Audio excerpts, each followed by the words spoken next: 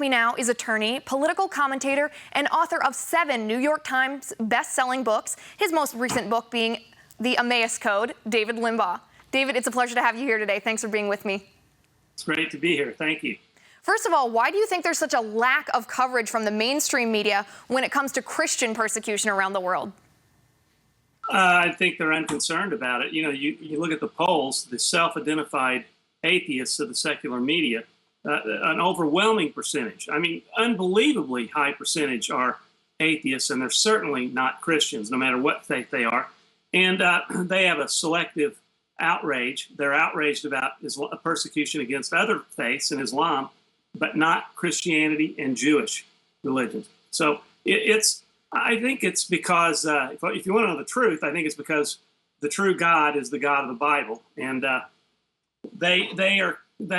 secular media is kind of has an aversion to truth, and so Obama talks about the Islamophobia, but the truth is probably 10% of the 2 billion Christians worldwide are subject to some form of persecution, and you don't see us persecuting other faiths.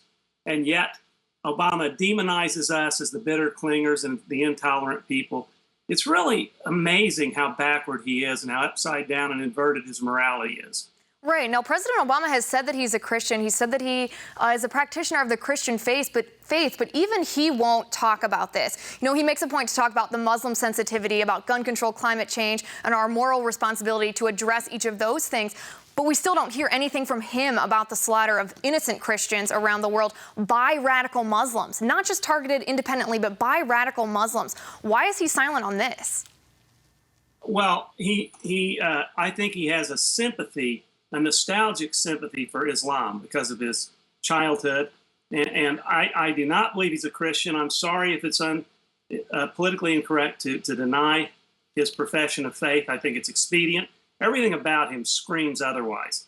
Now, I'm not saying he's a Muslim plant, but I think he's sympathetic to Islam, and I don't think he has fealty to Christian principles or to the God of the Bible. He doesn't even know anything about it. When he talks about it, it's embarrassing.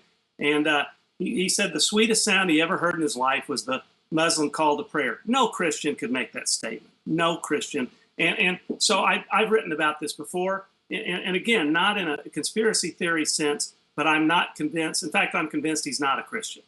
Right. Now, we're almost out of time, but you recently wrote a new book. It's actually on my bookshelf. Next one I'm going to read, called The Emmaus Code, Finding Jesus in the Old Testament. Can you tell us a little bit about that book?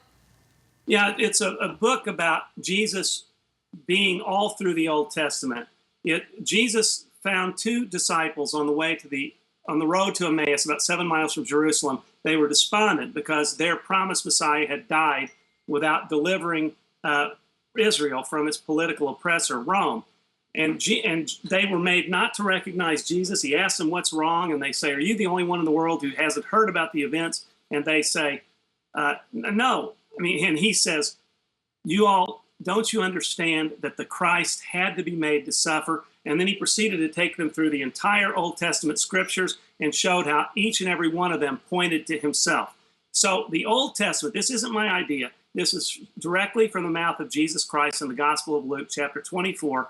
All of the Old Testament, every page points to Jesus Christ. My book points out exactly how that is the case. All the different Christ threads, the foreshadowings, the prefigurings, the prophecies, the typology, the Christophanies, which are appearances. We don't have much time to go into it all, but it is the book that I wish I'd had when I became a Christian some 25 years ago, because it is kind of a late introduction to the Old Testament. It's a outline and summary of each book, and then it shows how each of those books point to Jesus Christ.